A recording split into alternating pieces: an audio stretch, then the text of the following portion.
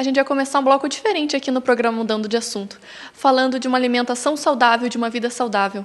E para isso eu estou aqui com a nutricionista Luísa Fernandes, que trabalha com isso já há muito tempo, né? E eu queria que tu contasse para a gente, então, como que tu começou, por que tu escolheu a nutrição? Então, na realidade, assim como todas as pessoas, eu já passei por um momento difícil em relação à alimentação, onde eu precisei emagrecer, onde acontece normalmente, né? E com isso, eu acabei procurando um profissional da área de saúde, eu não conhecia nem o que era ser um nutricionista. Acabei pegando uma dieta daquelas de gaveta, super restritas, tentei fazer, consegui, tive o objetivo que eu queria, porém fiquei muito fraca, irritada e não consegui mais seguir. Por causa desse problema, eu acabei procurando mais sobre alimentação e acabei fazendo a graduação em nutrição. E hoje eu tenho esse objetivo de também ajudar as pessoas, porque eu também acabei passando por um problema relacionado à alimentação. Ai, que legal. Então, realmente tem toda uma história por trás, né? Mas eu acho que muita gente ainda pensa, eu só preciso de um nutricionista se eu precisar de uma dieta para emagrecer. Mas não é só isso, né? Tu aqui dentro trabalha com muita coisa. Exatamente. Eu costumo falar que se você come, se você se alimenta, tu precisa de um nutricionista. Existem pessoas que já possuem uma alimentação mais saudável. Existem pessoas que precisam ainda aprender a se alimentar. Você vai ao nutricionista para aprender a se alimentar. Se tem uma coisa que você vai fazer para o resto da tua vida é se alimentar. Então, por que não aprender logo? Quanto antes, melhor. Algumas pessoas para emagrecer, outras pessoas para ganhar massa, outras pessoas apenas para aprender a se alimentar, ter saúde, estilo de vida legal. Até porque às vezes a gente não repara, mas quem sabe se a gente está muito cansado, está sempre com alguma dor constante, isso tudo pode ser por causa da alimentação. E vir numa nutricionista, seguir uma dieta um pouco mais balanceada pode fazer uma diferença enorme, né? Exatamente. Na consulta existe um rastreamento metabólico, que a gente verifica exatamente sinais e sintomas do organismo. Então, se tem dor de cabeça, se tem algum sinal e sintoma de rinite, sinusite, justamente para a gente saber quais são os problemas dessa pessoa. E isso tudo pode ter, sim, um fundo que seja alimentar. É legal também a gente falar da importância do acompanhamento nutricional, né? Não adianta vir aqui uma vez ou duas, mas realmente tem que continuar vindo, tem que continuar fazendo o acompanhamento, até para ver a evolução mesmo. Exatamente. Na primeira consulta é feita uma entrevista, eu vou conhecer a pessoa. A partir disso é feito um plano alimentar. E não necessariamente esse plano alimentar desta consulta, a pessoa tem que fazer o resto da vida dela. Até porque a pessoa vai passando por vários momentos da vida. Existem sinais e sintomas, existem alimentos que podem ser um pouquinho mais prejudiciais, outros que podem ser benéficos. Isso varia também muito de acordo com a idade da pessoa. E também é interessante ter um acompanhamento para atingir um objetivo, quando a pessoa principalmente quer um resultado, vamos supor, de emagrecimento. Qual seria o ideal, assim? Vir aqui contigo uma vez por mês, uma vez a cada 15 dias? Ou depende realmente de caso a caso? Realmente depende de caso a caso. Tem pessoas que têm que voltar de 15 em 15, tem pessoas que têm que voltar uma vez por mês, tem pessoas que eu consigo já ver de 6 em 6 meses.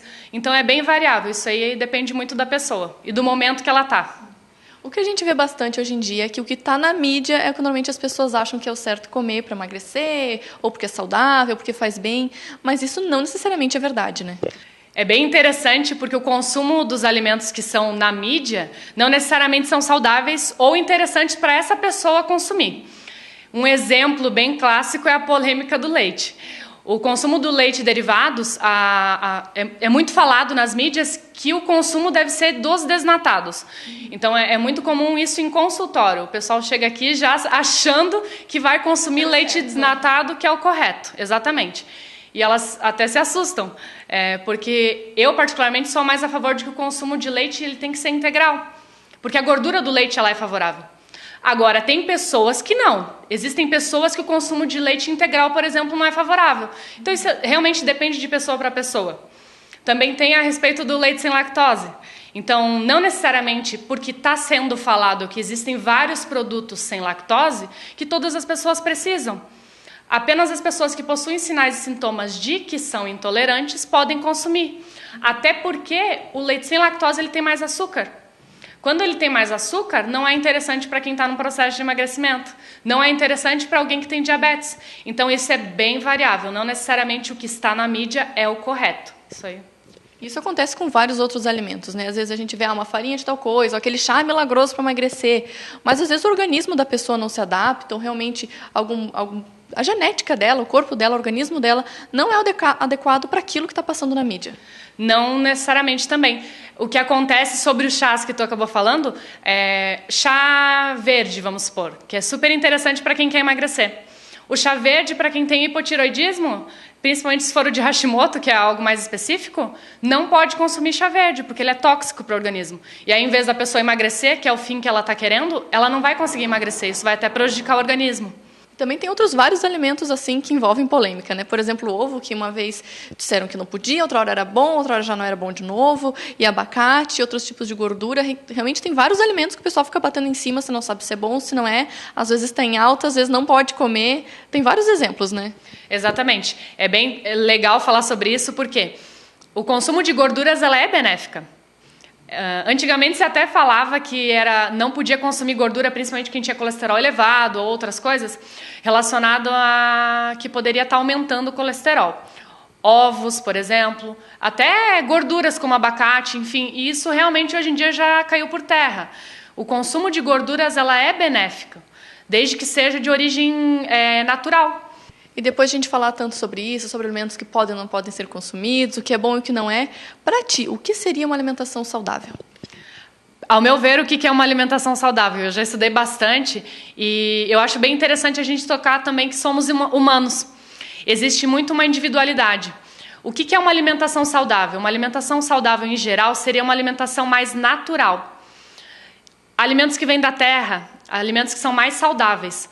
Alimentos que não possuem rótulo até, ou se possuem rótulo com menos ingredientes. Então isso é bem interessante. Então acho que por hoje é isso.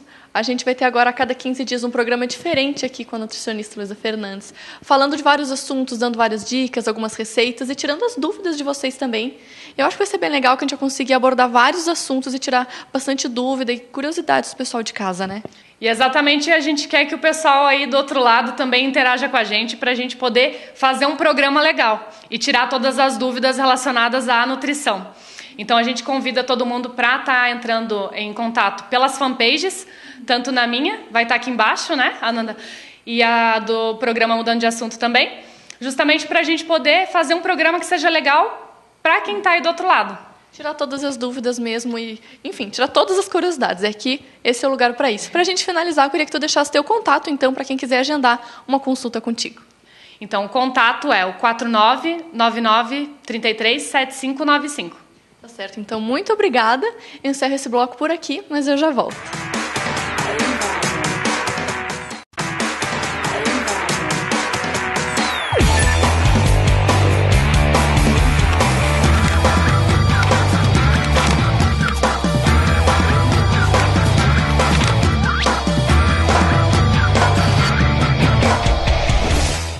Começa agora mais um programa Mudando de Assunto.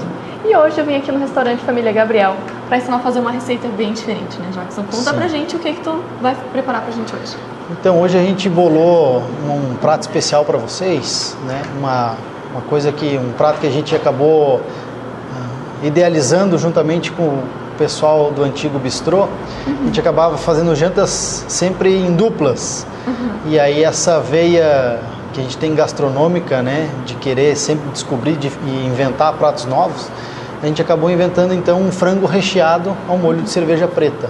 Sim. Então é um prato bem diferente, assim, que a pessoa que nunca provou, nunca comeu, ele já dá aquele frissonzinho, assim, que é uma coisa bem diferente, bem bacana do prato que a gente acabou fazendo. E tu acha que é fácil de fazer? O pessoal consegue reproduzir em casa isso depois? Sim, tranquilamente. Assim, a gente já fez esse prato já para 50 pessoas já, né? Ele é um pouco, o preparo dele, assim, tem que ter um pouco de experiência para fazer, porque como a gente tem que acabar manejando muito o frango, ele é um pouco liso, mas o prato em si é simples. Um pouquinho de paciência, um pouquinho de jeitinho, não dê jeito. Jeitinho, paciência para montar o prato, depois é tranquilo. O molho é bem fácil de fazer, é uma coisa bem diferente e é bem gostosa. Tá, então pra gente partir realmente para a receita, que ingredientes tu vai precisar? Ó, os ingredientes que a gente vai utilizar então é 1,5 kg de peito de frango, né? Eu prefiro o peito inteiro porque eu posso fazer os filezinhos mais finos e aí ele fica um pouco mais recheado. Mas vai depender do gosto de cada um que for preparar, né? Ele pode fazer com um pouco mais de carne, ele fica, né, o recheio um pouco menor. Então é 1,5 kg de frango. A gente vai utilizar então uma bandeja, aquelas bandejinhas de mercado já pronta de peito de peru defumado, uma embalagenzinha de queijo também, né? Pode ser embalagem normal que encontra no supermercado. O bacon em fatias é aquela caixinha de bacon em fatias. Aí é um caldo Knorr de bacon para o molho, duas long necks, né, garrafas ou latas de cerveja preta Pro molho, né? para o molho, e um creme de leite ou uma nata, como preferir. É indiferente se é creme de leite ou nata, tanto faz, dá para utilizar os dois. E um creme de cebola, que também a gente encontra facilmente no supermercado. Certo. E daí, a partir disso, então, agora é só começar a fazer mesmo. Só montar o prato, preparar os ingredientes e fazê-lo. A gente vai explicar aí o modo de preparo, acho que passo a passo, né, para ficar mais fácil do pessoal acompanhar aí também.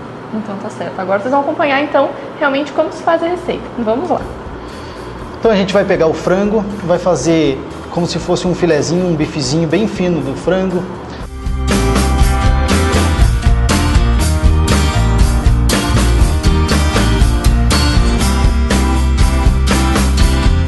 Vai temperar ele com sal a gosto. A gente tempera geralmente um pouquinho, salzinho de cada lado. Acaba deixando ele reservado. Eu costumo cortar então a bandeja tanto de queijo quanto de presunto, eu corto ao meio, porque se você deixar muito grande, né, o queijo acaba derretendo e ela vaza um pouco do recheio. Então corto na metade. A gente pega esse frango então e faz um enroladinho mesmo, tipo um bife à rolê. A gente bota o queijo e o presunto defumado dentro e aí enrola com o bacon por fora. E geralmente eu coloco, até para quem vai comer, para saber, eu coloco 2 palitos. Então eu sempre coloco 2 para prender bem eles ali no nosso frango.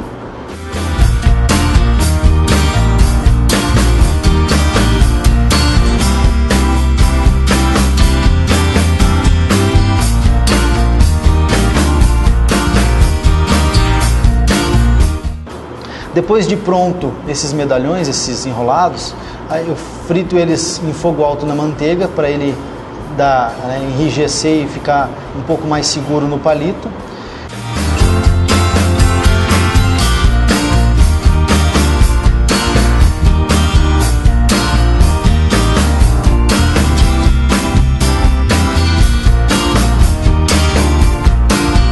E aí terminando esse passo, a gente já vai para o molho. O molho, então, eu coloco tudo junto na panela para evitar que, como a gente tem o creme de cebola, se você colocar ele com a cerveja um pouco quente, o líquido quente, ele vai embolar. Então, o ideal é que a gente já coloque tudo junto na mesma hora. Coloque, então, um caldo Knorr, um creme de cebola e 2 garrafas de cerveja preta. E aí você vai mexendo e vai vendo que a consistência dele vai aumentar. Você pode deixar em torno de 15 minutos que ele já vai formar um molho já bem denso já. Ele vai ficar um molho bem viscoso, ele vai ficar um molho bem escuro.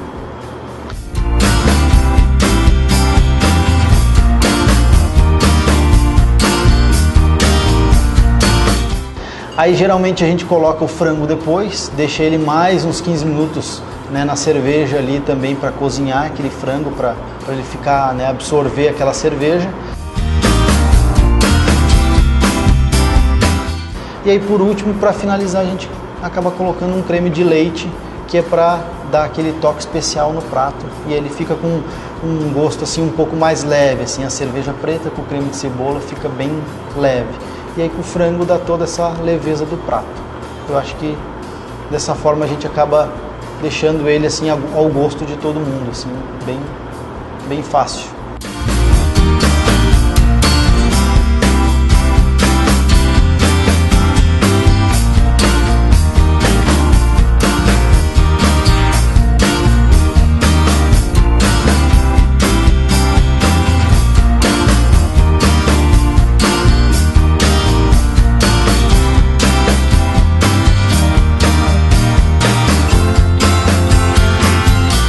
agora com o prato já pronto, né? Realmente foi fácil de fazer, acho que o mais difícil realmente foi cortar o frango e enrolar, porque exige um pouco mais de habilidade. Mas Sim. fora isso, não é nada complicado, não é nenhum ingrediente difícil e ele é bem rápido de fazer, né? Todos os ingredientes fáceis de encontrar no supermercado, não tem assim diferença em região, qualquer região você vai encontrar. Né? O que vai mudar mesmo é a forma de você fazer. Se você seguir os passos, né, quiser talvez incrementar um pouco mais, né, mudar alguma coisa, aumentar, né, a gente pode, por exemplo, acrescentar talvez um champignon, alguma coisa do gênero, também fica bom, que é uma coisa que não muda muito o sabor e vai dar algo mais para o molho. E aí a gente é mais o que vai ser acompanhado dele também, né? Geralmente a gente serve esse prato com arroz, pode ser uma batata palha ou então uma batata frita e salada verde com tomate, com uma saladazinha tropical também vai bem. Mas também pode ser servido com massa, também fica muito bom com massa. E outros acompanhamentos aí que o pessoal, né, quiser diversificar aí pode também estar inventando mais alguma coisa, já que esse prato é uma invenção, né? Sim, dá para inventar ainda mais. Pode inventar mais o que puder, o que quiser, pode inventar lá também. E o que tu tem de dica, assim? Tu tinha me falado antes em relação ao fogo, que primeiro é o fogo alto, mas depois ele tem que ser no fogo baixo, né? Na hora de colocar na panela, né, quando a gente vai colocar o frango, o ideal é que seja fogo alto para a gente selar o frango. Então a gente vai, né, dar aquele choque no frango sem que ele perca muito líquido dele. Então ele vai simplesmente absorver, né, o calor e vai enrijecer. Depois, na hora do molho, o ideal é que o fogo seja baixo, porque a gente vai ter a fermentação ali, a gente vai ter evaporação da cerveja, e aí a gente pode determinar a quantidade de molho que a gente quer. Se é um molho um pouco mais denso ou um pouco mais líquido. No nosso caso, como a gente tem fogão industrial, e o fogão industrial é um fogo maior, a gente for com um molho um pouquinho mais denso, um pouquinho mais grosso. Mas em casa o molho fica um pouquinho mais líquido. Ele fica assim mais que você pode cobrir, né, um arroz, uma massa, você consegue. Mas isso também é de gosto, né? Porque realmente tem bastante gente que gosta do molho assim um pouco mais grosso. Gosto, bastante, vai diferenciar, na verdade, o que cada um quer. Outra coisa que é legal é o creme de leite. Como o creme de leite se torna um prato que ele tanto é doce quanto salgado, ele é, né, um coringa, a gente pode utilizar um pouco mais ou um pouco menos para atenuar um pouco o sabor da cerveja, né? Geralmente, como eu faço esse prato para os amigos, geralmente mais homens, eles gostam do sabor da cerveja bem intenso. Então a gente coloca um creme de leite. Mas se é um público um pouco que gosta um pouco, né, de uma coisa um pouco mais suave, pode botar um pouquinho mais. Não, acredito, não 2, talvez 1,5 seja o ideal. Seja o suficiente para acompanhar o prato. Outra coisa que eu acho importante de falar é que aquela lista de ingredientes que tu passou pra gente rende bastante, né? Rende bastante. Assim, a gente tá, né, eu tava ali fazendo os cálculos mais ou menos por cima, então esse prato aqui ele tem um rendimento de 5 a 7 pessoas. O valor dele hoje, que eu fiz as contas, deu mais ou menos R$35. Então nessa época, né, que o pessoal está buscando um prato que seja um prato gostoso, bom, que, né, a gente faça em casa, que tenha pessoas junto ali próximo. Então se a gente for fazer mais ou menos a média, dá R$5 por pessoa, 5 a 6 reais. É bem barato de fazer em casa. É bem tranquilo, é barato e acredito que podem fazer, que vão gostar bastante. Mas então tá certo, pra gente finalizar, queria que tu deixasse o convite para quem ainda não conhece o restaurante, vir conhecer, comer esse prato e outros vários aqui. Então o restaurante Gabriel, ele está na rua, né, Humberto de Campos, 732. Ele é próximo então ao Cielo. O pessoal próximo ao estádio, então uma área bem fácil. A gente tem estacionamento próprio, bastante estacionamento na rua. Esse prato aqui é servido em eventos. Então em eventos, formaturas, casamentos, aniversários, a gente dá essa opção para o cliente como prato. E geralmente no sábado a gente faz também, né, uma vez ou outra a gente acaba fazendo o prato também para os clientes. Né? Mas nada que, se quiser encomendar também às vezes o prato, a gente acaba fazendo também por encomenda. Né? A gente está aí disponível para quem quiser conhecer mais esse prato da Para quem não quiser ficar em casa, pode pegar contigo. Quiser primeiro garantir com a gente, que já é experiente, para ver se gosta, garante e depois faz em casa. Isso, com certeza. Tá certo, então muito obrigada pela essa receita, aposto que todo mundo vai gostar. Eu encerro esse bloco por aqui, a gente vai entrar num breve intervalo, mas eu já volto.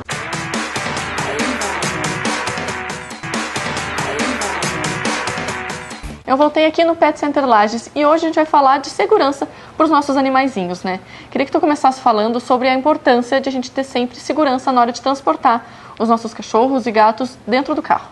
Sim, a gente para ter o deslocamento para o pet shop, às vezes em viagens, a gente precisa que eles venham presos, né? Para que não tenha perigo de eles, às vezes, vir para o colo do motorista, atrapalhar, né? Tirar a atenção. Então, assim, a gente tem algumas formas de transportá-los. Nós temos as caixas de transporte, né? Que se a gente, desde pequenininho, eles filhotes, a gente acostuma e faz como se fosse uma coisa muito boa andar na caixinha de transporte, né? Eles gostam, as minhas pelo menos entram direto na caixa de transporte, bem felizes. Então, assim, e o que acontece? Na caixa de transporte, você coloca o cachorrinho aqui dentro, às vezes bota um paninho, uma almofadinha, né? Coloca em cima do banco e passa o cinto de segurança do próprio carro para fixar, ficar firme a caixa de transporte no carro. Isso é importante até porque às vezes acontece algum acidente, alguma coisa, e o cachorro está bem seguro dentro da caixinha, né? Na caixa de transporte, que nem eu falo, a primeira, quando você freia o carro, ou às vezes acontece a fatalidade de bater o carro, se o cachorro está solto dentro do carro, ele é o primeiro que vai voar no para-brisa, porque ele está solto ali dentro, né? Você ainda consegue se segurar, né? Mesmo que tu não esteja usando o cinto, que é errado, né? Mas você não vai voar. Mas o cachorro, ele nem sabe... Ele não consegue se segurar. Ele nem sabe o que está acontecendo. Então, ele vai voar dentro do carro. E, às vezes, ele, nesse deslocamento dentro do carro, ele pode estar atrapalhando uma atitude do motorista, né? Para poder... Às vezes, o motorista perde a atenção e vai tentar... acomodar o cachorro e acaba causando um acidente. Então, o importante é andar sempre com eles. Daí, quem não gosta de andar com um animalzinho numa caixinha de transporte, hoje a gente tem o cinto de segurança. Como que ele funciona daí? O cinto de segurança, ele tem... O animal geralmente vai estar ou com a coleira ou com o peitoral. Daí você prende na coleira ou no peitoral. E daí aqui dentro, ele tem o sistema para acoplar dentro do cinto de segurança. Que legal. Então, daí o animal vai ficar solto no carro, né? Livre, mas ele vai estar livre, mas está preso, que daí se por um acaso acontecer de frear o carro, ou mesmo ele não vai, por exemplo, passar de um banco para o outro, né? Para a parte da frente. Então, você mantém o animal mais preso dentro do carro. E isso serve também para a lei de trânsito, né? Porque hoje se exige, né, o transporte dos animais ou preso no cinto de segurança ou na caixa de transporte. E essas bolsinhas, a gente trouxe umas aqui de exemplo, né? Sim. Como funciona? Para carregar dentro do carro também é válido? Também é válido. Né? Isso aí você pode transportar, né? Porque ela fecha aqui, né? O cachorrinho fica aqui dentro, ela tem as telinhas para o animal respirar, né? Elas servem também para ser transportado dentro do carro. É a mesma ela coisa fica mais bonitinha, né? Mais bonitinha. Mas é a mesma coisa que a caixinha. Acostumar o cachorro a estar andando aqui, né? Sempre. Daí tem que estar aí adaptando ele. Geralmente, tu consegue adaptar eles desde pequeno, mas o ideal é... Eu sempre vou colocar petisco, uma caminha. Mostrar como é bom aqui dentro. Isso, e durante o dia em casa também mostrar que aquilo ali é bom. Que não é só para, por exemplo, ir no veterinário ganhar injeção, né? Sim. Mas eu tenho vários animais que adoram vir dentro da caixa de transporte. E quando você abre para eles, eles mesmos já entram na caixa de transporte.